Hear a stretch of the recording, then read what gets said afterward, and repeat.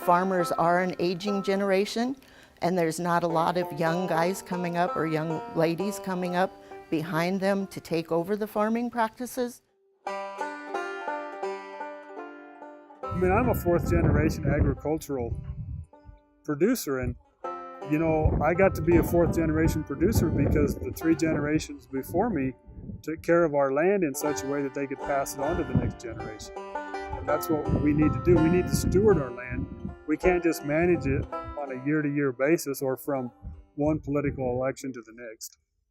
Because the land here is worth so much money, if you don't have a very clear sort of succession plan, it can be extremely difficult to pass down because you're dealing with an asset that's, in some cases, pretty valuable. So hopefully we'll be able to keep going and be profitable and have something that we could pass down to one of our kids if they're, you know, so inclined. I have 3 children and 2 grandsons, and you know, I hope that they'll want to be involved in some capacity and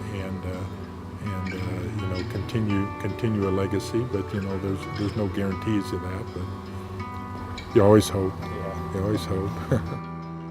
We have 2 kids, and so far they love it.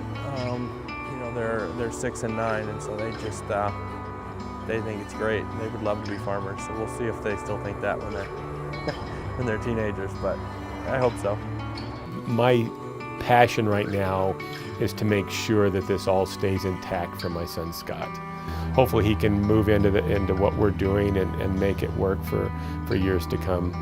I'd much rather have my grandkids out, you know, playing in the mud and beating rocks with a stick than I would having them on the Xbox. These kids are the future. We cannot let them go into the wrong direction.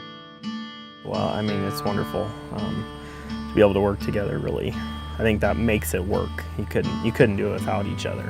So. To me, it's a way for people to get their kids out of the house, you know, and get them out and get them connected with the outdoors. The kid isn't dirty when he walks out of this farm. I haven't done my job. You know, we've been doing this for 40 years.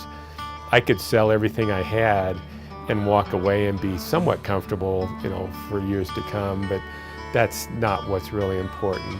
Whether it's weather, whether it's markets, whether it's availability of water or whatever it is, you know, there's something different thrown at you each year, and that, you know, to me it makes it a little more exciting. I mean, it just, the challenges, I think, is what keeps most of us motivated. You know, this is our livelihood.